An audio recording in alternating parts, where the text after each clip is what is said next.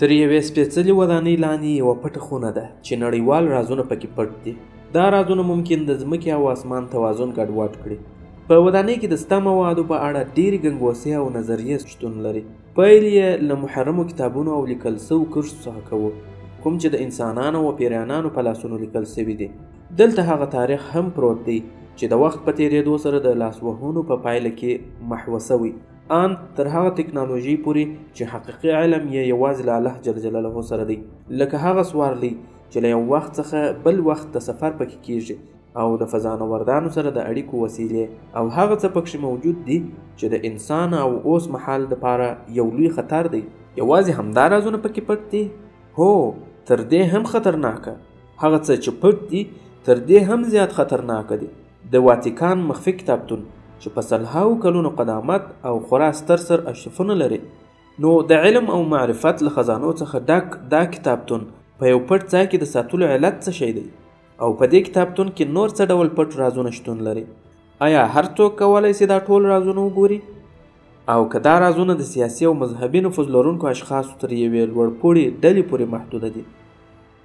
نن به زه ابراهیم وفا تاسو ته داسې معلومات او شواهد وړاندې کړم چې ټول هغه څه به رښتیا ثابت کړي چې موږ د ډېر وخت څخه یوازې افسانې او خرافات ګڼل. په دې خپرونه کې به د یوه خطرناک پټ او ډارونکي غاز په اړه معلومات درکړم. اماده یاست؟ نو راځئ چې راپیل یې کړو. زموږ سره اوسئ. فضانوردان او د عیسی علیه السلام وخت ته ستنېدل. واتیکان د نړۍ تر ټولو کوچنی هیواد دی چې د سلګونو کلونو په تېرېدو سره یې د نړۍ تر ټولو ستر کتابتونونه په خپله غېږه کې راټول کړي دي، او د کتابونو شمېر ته په کتو سره یې دا د کانګریس کتابتون څخه وروسته د نړۍ تر ټولو ستر کتابتون دی.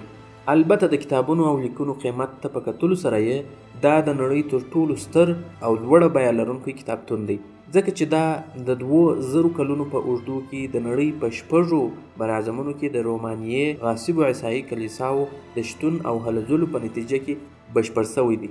د دې لوی کتابتون تاسیس د پاپ نیکولاس پنځم د واکمنۍ پر مهال په 1451 کال کې وشو، او هغه مهال په دې کتابتون کې یوازې 1180 کتابونه موجود وو، خو نن له دې څخه یوه د نه منلو وړ قصه جوړه سوې ده. نن دا کتابتون له 2 میلیونو څخه زیات کتابونه او زیات شمېر بشپړې مطبعې لري. 75,000 لیکونه چې په سریاني، ایتوپي، عبراني، فارسي، عربي، یوناني او لاتیني ژبو کې لیکل سوي دي، او 8000 قاموسونه یا ډکشنرۍ، 10 میلیون نقشې پکښې دي، او په لسګونه میلیونه کتابونه او مجلې پکښې دي چې په 85 میله اوږدو الماریو کې ځای پر ځای سوي دي. او هر کال دې کتابتون ته 6000 نوي کتابونه داخلیږي، او یوازې 80 کارکوونکي یې چارې ترسره کوي. همداراز په دې کتابتون کې د مخور مسلمان علماو لکه رازي، ابن سینا، ابن رشد، غزالي، فارابي او نورو ډیرو مسلمان علماو لیکنې هم شتون لري. په 14مه پیړۍ کې د کتابتون لخوا د ګڼ شمېر عربي، طبي او ګټورو علمي نسخو ژباړه لاتیني ژبې ته ترسره سوه. له بده مرغه عربانو دا نسخې د لاسه ورکړې. دا کتابتون یو مخفي ارشیف هم لري، ان تر دې وروستیو کلونو پورې لا د خبریالانو او څېړونکو پر مخ تړلی و، او دوی ته د نږدې ورتللو اجازه هم نه وه. د دې کتابتون د موادو راټولولو کار په رسمي توګه د پاپ بورس پنځم په وخت کې پیل سو. دا په داسې شکل چې د پاپانو په واکمنۍ کې مهم اسناد په برج الملائکه کې د ساتنې لپاره کېښودل سول. او برج الملائکه څه شی دی؟ هغه یو زیارت دی چې یو روماني امپراتور حادریان د تیبر سیند پر غاړه جوړ کړی دی، ترڅو دا سندونه د پاپانو د دشمنانو لاسونو ته ورنسي. آیا تاسو په دې کې کوم شک لرئ؟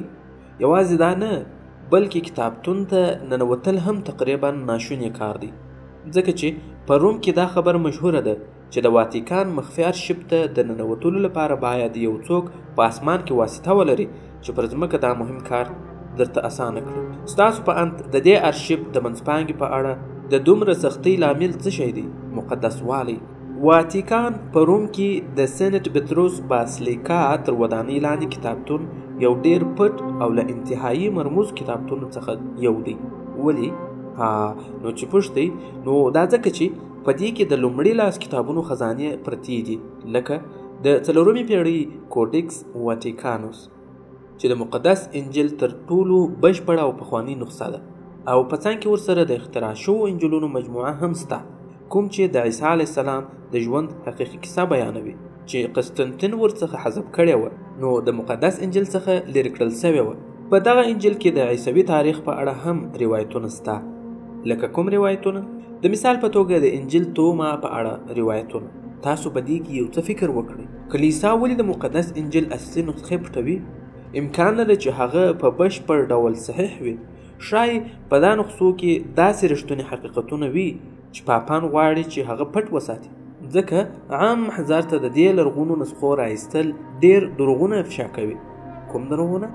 ښه، که د انجیل دغه مخفي نسخې د عیسی علیه السلام حسب او نسب ثابت کړي نو دا ښکاره خبره ده چې دا به د عیسايي کاتولیک مذهب لپاره چې تر 1.5 میلیارد زیات پلویان لري په بشپړه توګه د ویجاړېدو سبب وي.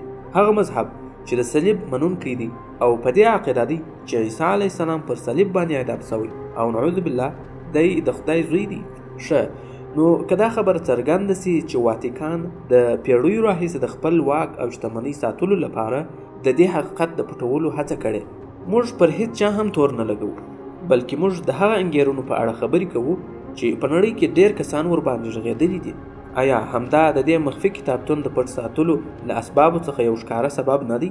همدا ډول پکې د تاریخ د مخورو کسانو قصې لکه چارلی مونوا او هټلر، د اووم پاچا هنري غوښتنه او د کیترین ارګون سره یې د واده ماتېدل، او کله چې دا چاره د اووم پاپ کلیمنت نسوه خوښه نو هنري خپله هم طلاق ورکړ او وروسته همدا قضیه د روم او انګلترا کلیسا د سقوط سبب وګرځېده.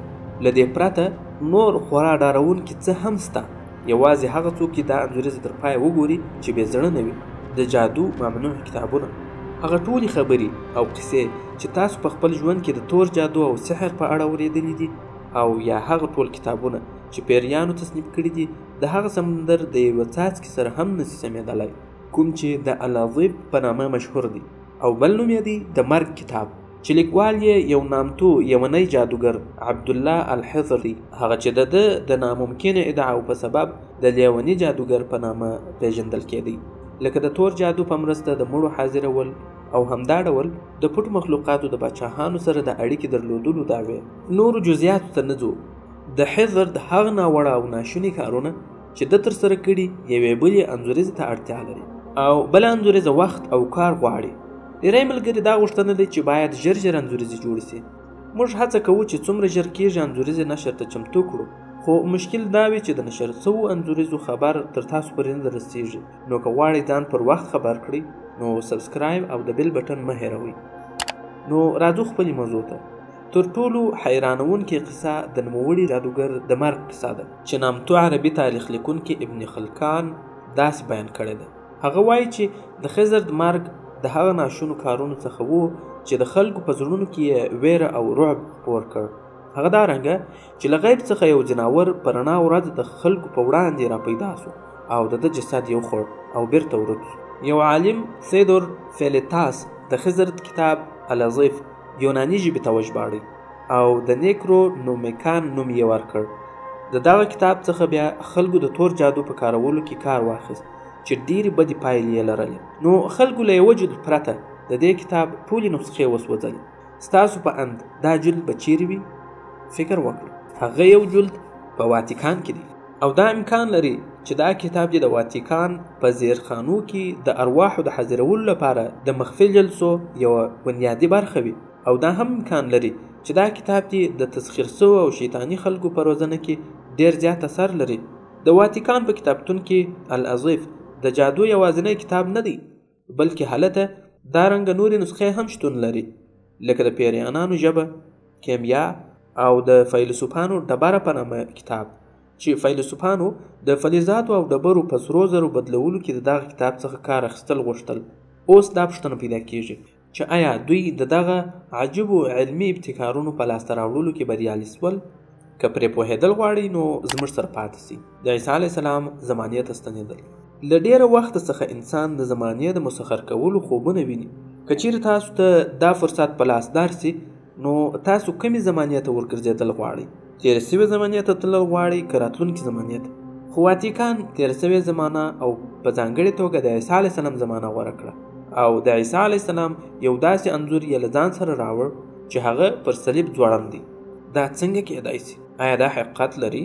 تر اوسه پورې خو خلکو داسې آله نه ده لیدلې چې له یوې زمانې څخه بلې زمانې ته سفر پکې کېدای سي. نو حقیقت دا دی چې که چیرې داسې یوه آله ایجاد هم سي نو بیا هم دا د موبایل په څیر د عادي خلکو لاسونو ته نه رسیږي. ویل کېږي چې په دې کتابونو کې تر ټولو ډېر رازونه د یوې پټې آلې کرونوایزر په اړه دي. دا مخفي آله د واتیکان په ملکیت کې ده او پټه ساتل سوې ده. دا خبره د لومړي ځل لپاره د پاپ فرانس وابرام په کتاب د واتیکان نوی راز کې ښکاره سوه. هغه په دې باور دی چې دا ماشین د ایتالیایي ساینسپو او پادري بیلګرینو ارنټي لخوا جوړ سوی دی او دا ماشین تېرې سوي پیښې د تلویزیون په څیر پر یوه هنداره ښکاره کوي. د اوازو له مخې ماشین په واتیکان کې دننه پټ دی خو پادریانو دا خبره تر اوسه نه ده منلې. که یو څوک دا ډول یو وسله ولري نو آیا هغه به په عامه توګه اعلان کړي؟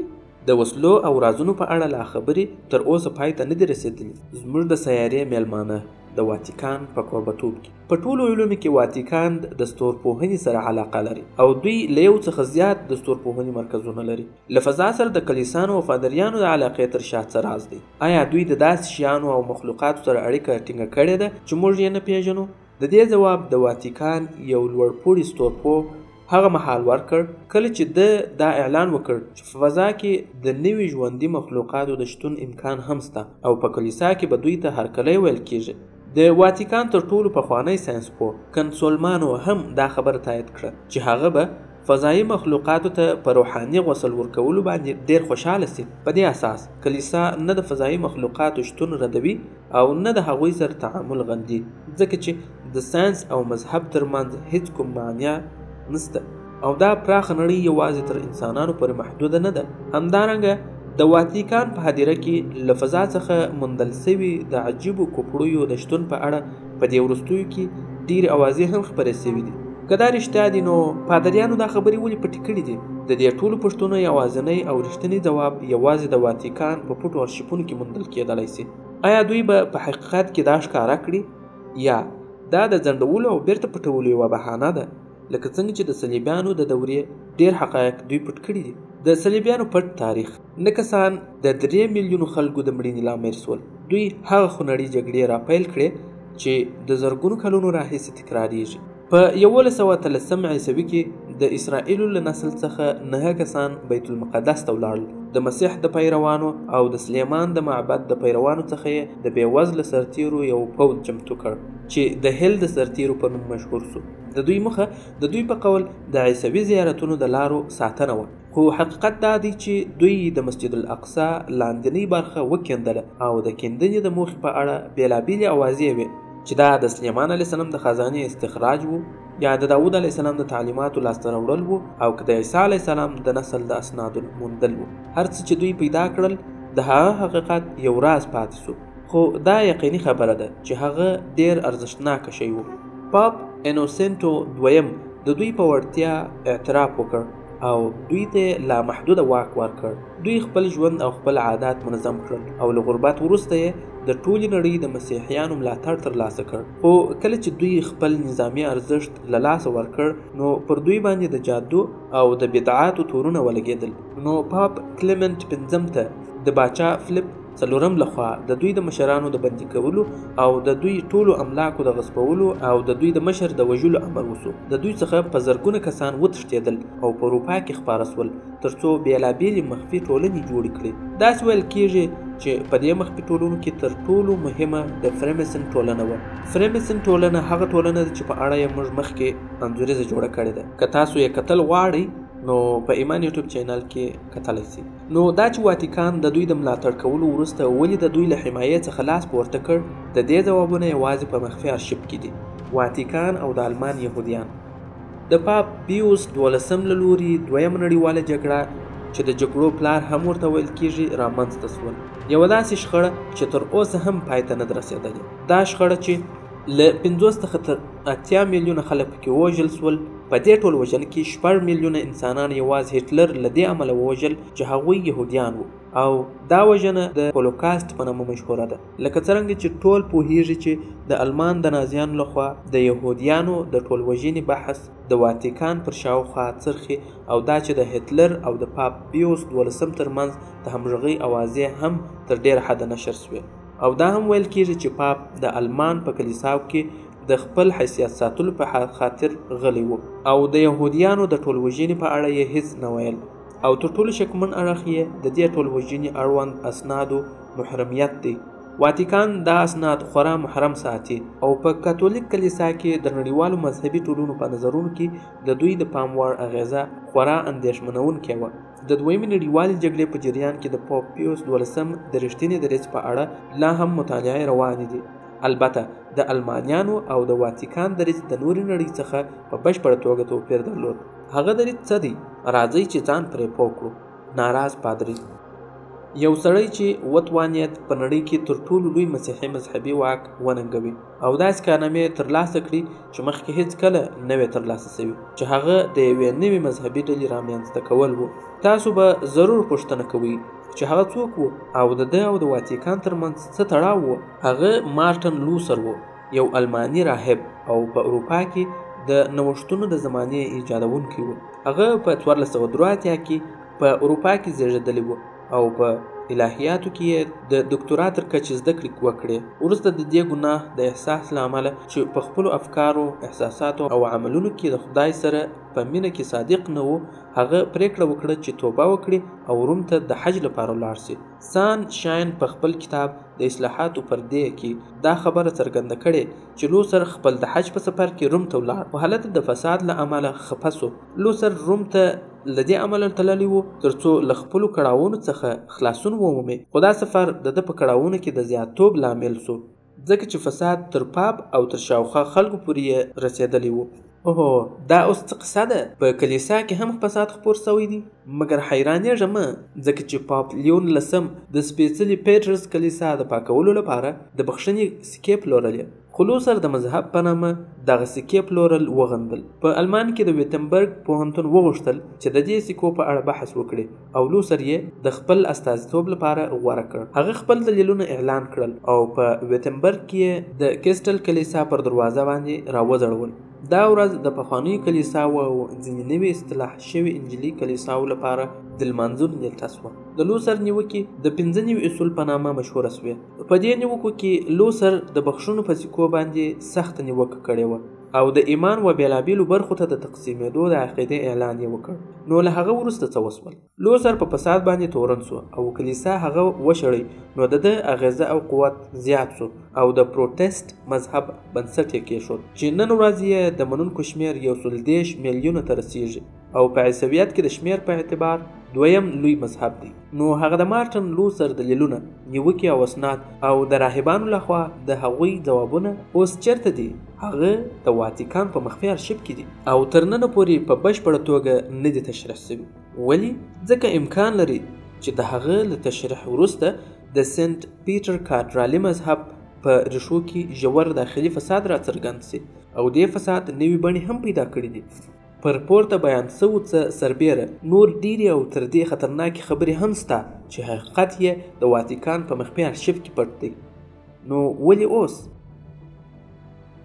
د ډیرو پیړیو پټولو او مخفي ساتلو وروسته کلیسا پریکړه وکړه چې د لومړي ځل لپاره په 2000 کې د مارچ په 2 نیټه د واتیکان پټ ارشیفونه پرانیزي. د مخفي ساتلو لاملونه څه دي؟ ډېرې انګېزې شتون لري، خو د کاتولیک کلیساو د دیوالونو تر شا په تیاره کې له ماشومانو سره جنسي تیري مخفي ساتل تر ټولو مهم و. سر دې په خلاصېږي، یو څه درک درکوي. د واتیکان پاپ په ډېر خجالت او شرمندګۍ دا راپور خپور کړ چې یوازې د امریکا په پنسلوینیا ایالت کې د 18 لسیزو په اوږدو کې د پاپانو لخوا له شاوخوا 1000 ماشومانو سره جنسي تیري شوي دي. لکه څنګه چې د یوې لویې جرګې لخوا په ډاګه سوې د امریکا په کاتولیک کلیسا کې د جنسي تیري په اړه د تر ټولو لویو تحقیقاتو پایلې ښیي چې یوازې په یاد ایالت کې سلګونو پادریانو له کوچنیانو سره جنسي تیري کړي دي. وروستیو څېړنو ښودلې چې د قربانیانو شمېر 216,000 ماشومانو ته رسېدلی دي. آیا د دې شمېر تصور کولی سي؟ د کلیسا لخوا د دې ستونزې په منظمه توګه له مخفي ساتلو وروسته یو شمېر پاپان او قانونپوهان دې ته اړ شول چې د کلیسا لخوا د جنسي تیري د قضیو لپاره د پټو او تعصبي محاکمو د کارولو پر وړاندې غږ پورته کړي، ځکه چې دا محاکم زیاتره د قضیې د حل کولو پر ځای د مخفي ساتلو لپاره کارول کیږي. د دې ټولو تورونو او نیوکو وروسته دا اړینه وه چې واتیکان د خلکو توجه د دې کتابونو ډېرو مخفي او اختلافي اسنادونو ته ور واړوي تر څو هغوی دا قضیه او د پاپانو بې شمېره جرمونه هیر کړي او د کلیسا حرمت ته رسېدلی زیان د خلکو هیر سي. د ویشتابه غږ. آیا واتیکان خپل کتابتون په رښتیا سره پرانیستی که دا هسې یوه دوکه وه؟ آیا هغوی هغه ټول اسناد، خبرې او علوم کوم چې د دوی سره شتون درلود نړۍ ته ښکاره کړل؟ که د خپل عادت په څېر یې خلک په پوستکو مصروف کړل او مغز یې ځان ته وساتل؟ څه وخت وروسته به د واتیکان دروازه پرانیستل سي؟ څوک خبر دی؟ هیڅوک یې پروا هم نه لري. هغه مهال چې مسلمانانو ساینسپوهانو د لمر د ترنځ نیولو وړاندوینه کوله او اروپایانو به په کوڅو کې منډې او چغې وهلې چې لمر پیریانو نیولی دی. دا لوبه څنګه بدله سوه؟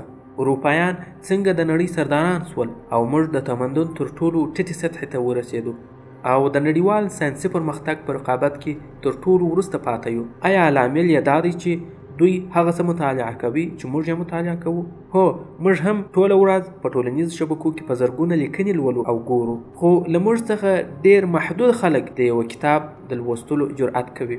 روم د کتاب او علم درناوی وکړ او د سقوط وروسته راپاڅېد او د عظمت خاوند سو. مګر موږ وروسته له هغه چې هلاکو خان د بغداد کتابتونونه د سند په څپو کې وبیول او د کتابونو او نسخو د رنګ له امله تر 15 ورځو پورې د سیندونو اوبه تورې وې، تر اوسه خپل فکرونه د جهالت په تورو تیارو کې بندیان وساتل.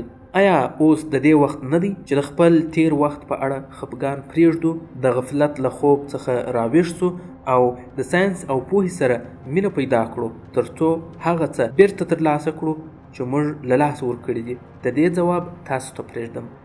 راتلونکي انځوریز به انشاءالله په دې اړه وي چې انټرنیټ څه ډول د انسان د مرګ لامل جوړیږي. دا انځوریز په دې اړه ده چې انټرنیټ د یو انسان د دماغي توازن د ګډوډولو وروسته داسې یو حالت ته بیایي چې بیا نه د خپل ځان او نه د خپلو قریبانو د ژوند په فکر کې وي او د خپل مقصد د ترلاسه کولو لپاره ان خپل ځان او خپل مور او پلار هم وژلی سي. په تمه اوسئ.